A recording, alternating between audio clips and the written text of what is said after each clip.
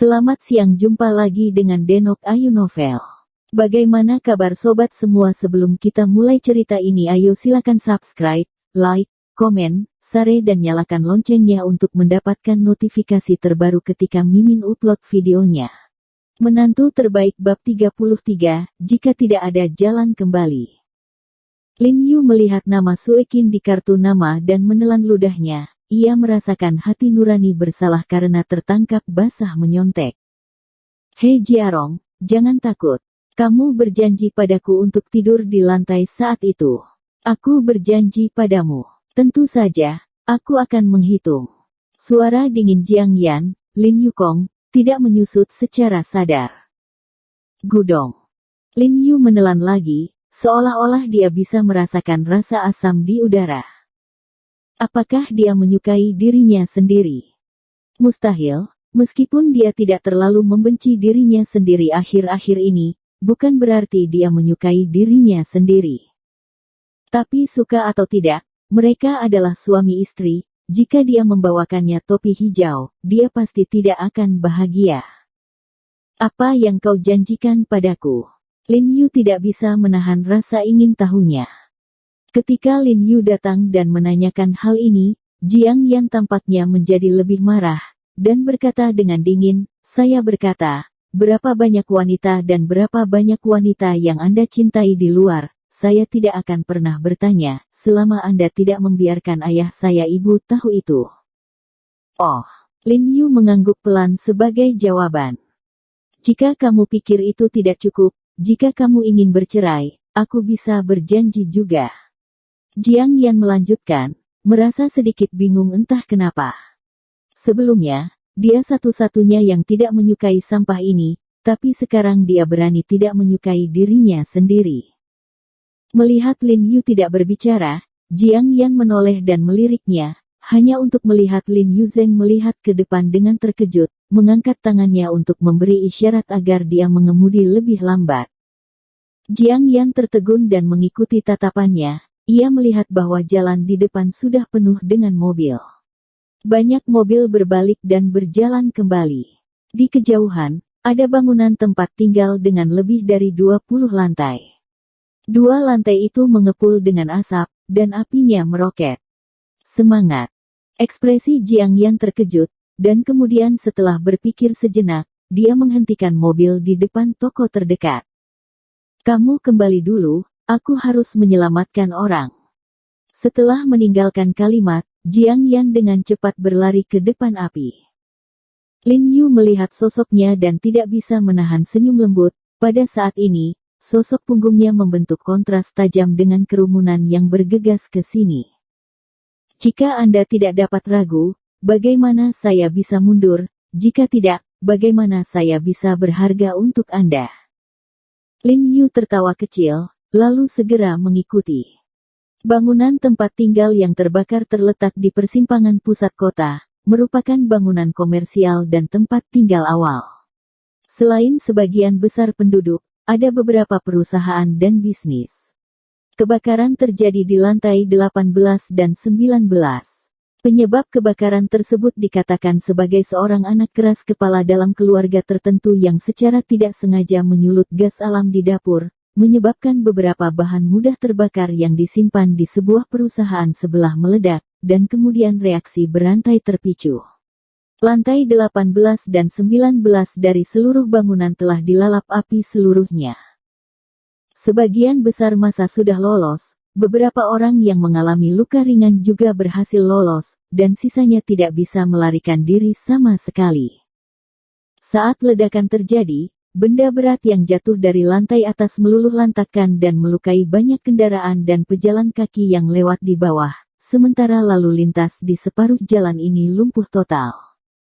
Tak sampai setengah jam setelah kejadian, jumlah korban telah mencapai belasan orang. Ada luka berlumuran darah di mana-mana di sekitar gedung. Beberapa di antaranya sudah bernanah oleh api, tergeletak di tanah sambil merintih kesakitan. Karena banyak kendaraan yang hancur dan kerikil memblokir kedua sisi jalan, ambulans tidak bisa masuk sama sekali. Staf medis hanya bisa mengangkat mata pasien satu persatu. Sedangkan untuk yang tidak terluka parah, mereka akan langsung menggunakan peralatan medis untuk mereka. Pengobatan. Ada banyak yang terluka, tetapi tenaga medis terbatas, sehingga tidak bisa merawat mereka. Melihat situasi tragis di tempat kejadian, hati Jiang Yan sangat tertekan, dan dia segera mengakui identitasnya kepada dokter di sampingnya, dan mengambil peralatan medis untuk membantu merawat yang terluka. Lin Yu pergi membantu segera setelah tiba. "Kenapa kamu di sini?" Jiang Yan bertanya dengan dingin setelah melihatnya. "Aku akan membantumu." Lin Yu dengan rapi menggunakan kain kasa untuk membantunya membalut luka pasien yang sudah disterilkan, lalu menggendong pasien di punggungnya dan berjalan keluar. "Apa yang kamu lakukan?"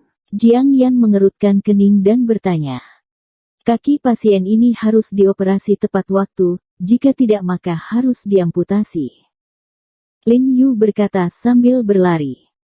Kemudian dia menghususkan diri dalam hal ini, membantu mendorong pasien yang terluka keluar. Setelah petugas pemadam kebakaran datang, mereka buru-buru melakukan pemadaman api, namun apinya terlalu kuat dan hasilnya minim.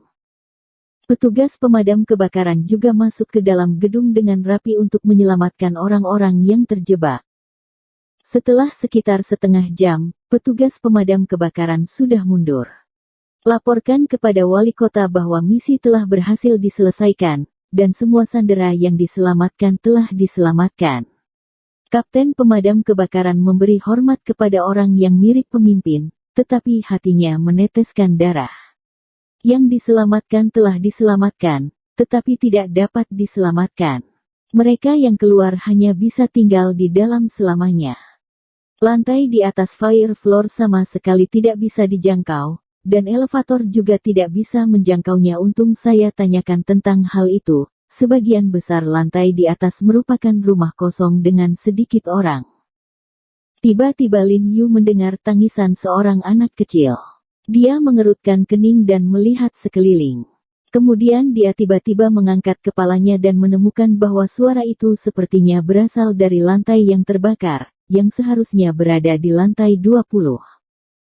Dia tidak pernah memperhatikan bahwa telinganya luar biasa sebelumnya, tetapi saat ini dia dapat mendengar tangisan gadis kecil itu dengan jelas, seolah-olah itu ada di telinganya.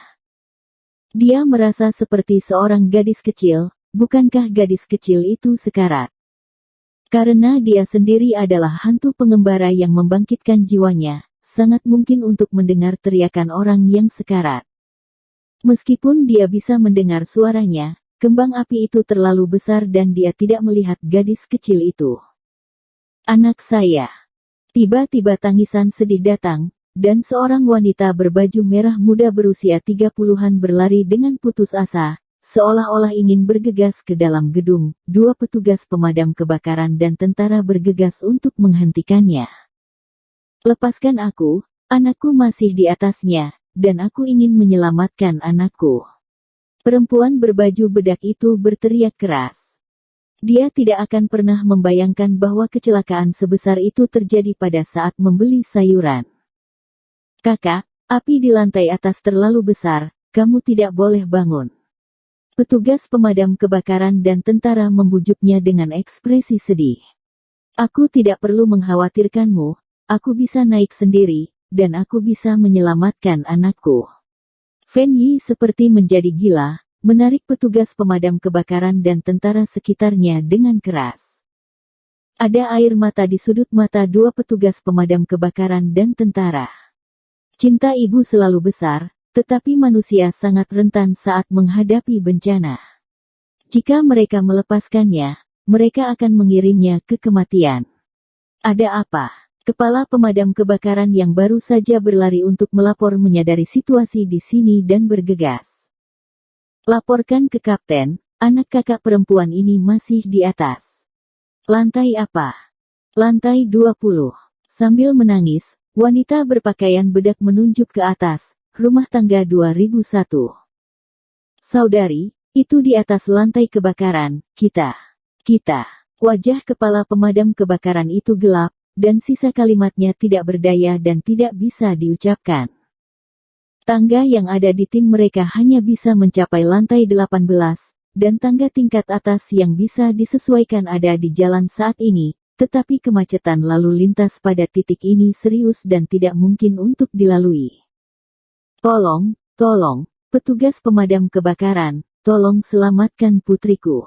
Wanita berbaju merah muda itu bersuara keras, berlutut di tanah dan menarik celana kapten pemadam kebakaran dengan kesakitan. Suaranya memilukan karena putus asa. Orang-orang di sekitar menghela nafas dan terlihat sedih. Menonton adegan ini, Jiang Yan tidak bisa membantu tetapi memerah matanya, dan tangannya terkepal erat di dadanya. Saudari, maafkan aku. Kepala pemadam kebakaran menundukkan kepalanya, air mata mengalir di sungai, dan lelaki tangguh yang terbiasa melihat hidup dan mati tidak bisa menahan tangis. Kakak tertua, anak itu mungkin sudah pergi sekarang. Petugas pemadam kebakaran lain membujuk dengan isak tangis.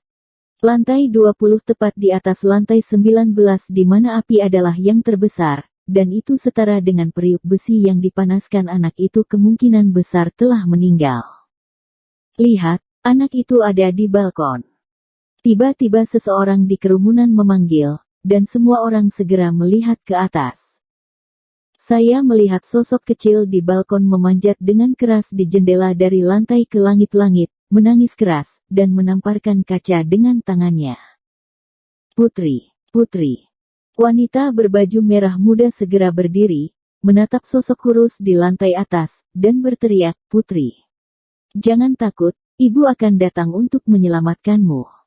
Segera setelah dia selesai berbicara, dia menundukkan kepalanya dan berlari ke dalam gedung lagi. Petugas pemadam kebakaran dan tentara dengan cepat melihat, menangkapnya dan berteriak padanya, Kakak, kamu sekarat. Aku akan mati dengan putriku juga. Wanita berbaju bedak itu sudah putus asa. Kepala pemadam kebakaran mengendus hidungnya, ekspresinya tiba-tiba menjadi keras, mengertakkan gigi, tubuhnya tegak, dan berkata dengan keras, Aku pergi. Sebelum kata, go, dari kepala pemadam kebakaran diucapkan, dia tiba-tiba disela oleh sebuah suara. Dia menoleh ke belakang dan melihat Lin Yu keluar dari kerumunan, menatapnya, dengan tenang berkata, saya akan menyelamatkan anak itu, tolong beri saya pakaian tahan api. Kamu gila. Jiang Yan segera bergegas dan menangkapnya. Lin Yu mengabaikannya sama sekali, dan bergegas ke kapten pemadam dengan ekspresi tegas, saya telah menjadi prajurit khusus sebelumnya dan melakukan tugas semacam ini. Saya yakin untuk menyelamatkan orang. Brigade khusus mana yang Anda layani sebelumnya? Tolong beri saya baju pelindung kebakaran. Situasinya kritis dan penting untuk menyelamatkan orang. Lin Yu segera menyela. Zhang Jinzong, lepas baju pelindung kebakaranmu dan berikan padanya. Kepala pemadam dengan tergesa-gesa berteriak kepada seseorang yang mirip dengan Lin Yu. Iya. Pria itu segera mulai melepas pakaiannya. He Jiarong, kamu gila. Jiang Yan menatap Lin Yu dengan kaget, tidak tahu apa yang akan dia lakukan. Ketika dia adalah seorang prajurit khusus, dia adalah yang pertama pingsan karena serangan panas bahkan selama pelatihan militer sekolah menengah. Kali ini, aku ada di hatimu, apakah aku dihitung sebagai laki-laki? Lin Yu tersenyum padanya dan mengambil alih pakaian tahan api itu. Jiang Yan menatapnya dengan ekspresi terkejut, tidak bisa berkata-kata. Jangan khawatir, aku pasti akan menyelamatkan anak itu dengan selamat. Lin Yu menepuk pundaknya. Setelah berbicara, dia berbalik dan berjalan menuju koridor. Dia Jiarong. Jiang Yan berteriak dengan seluruh kekuatannya, matanya yang merah darah dipenuhi dengan air mata, dia tidak tahu kapan pengecut ini menjadi begitu berani. Tapi tidak peduli betapa beraninya dia juga idiot, dia akan mati. Lin Yu tidak tahu apakah dia bisa kembali atau tidak, dia adalah hantu, tetapi tubuh He Jiarong adalah tubuh yang fana. Tapi dia harus pergi, seolah-olah bukan gadis kecil yang sekarat di atas, tapi dirinya sendiri. Jika tidak ada jalan kembali, maka saya hanya bisa minta maaf, Saudara Jiarong. Lin Yu meminta maaf. Mendengar teriakan Jiang Yan, Lin Yu tiba-tiba berhenti. Tanpa berbalik, suaranya sedikit bergetar, "Jika aku tidak bisa kembali, tolong bantu aku menjaga orang tua dan ibu baptisku, dan dirimu sendiri." Petik 2. Begitu kata-kata itu jatuh, Lin Yu tidak lagi ragu-ragu dan terjun ke koridor gelap. Jiarong. Jiang Yan gemetar dan duduk di tanah, air mata mengalir deras.